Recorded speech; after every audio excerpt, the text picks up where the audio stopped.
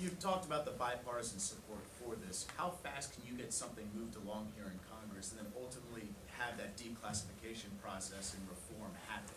It's like a glacier. I mean, we get fight every step of the way. But I think the American public, and here's what's going to happen.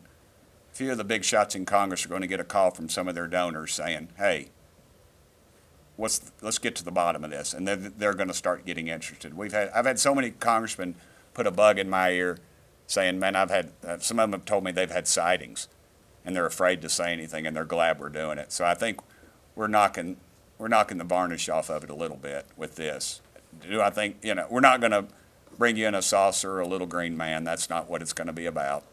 And I know y'all, every time you play this interview with one of us, you play the theme from X-Files. I get it. But the reality is the American public deserves to know. And you better be careful about a government that doesn't trust its people, because there's no telling what they'll pull on you. I'm sure Jared could say that a lot more eloquently, but. I did earlier.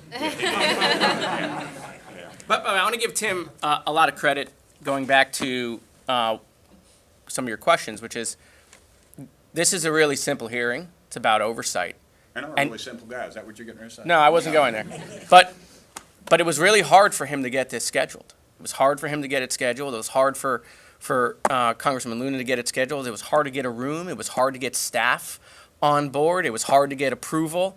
Every single step that they had to go through to make this hearing happen next week, the witnesses, they were stonewalled, and they had to push and push and push.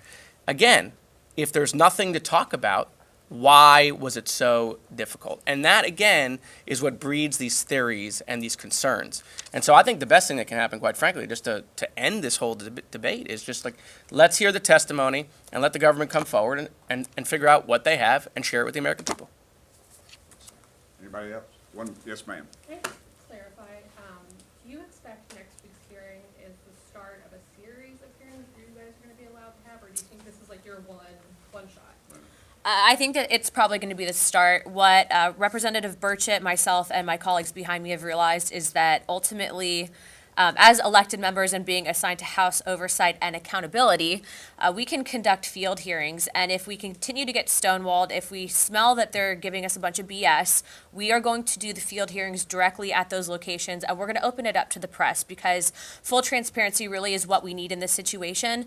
And ultimately, to piggyback off of what all my colleagues have said, the military, the Pentagon, the intelligence agency, they answer to the people and thus Congress. And so we are going to hold them accountable.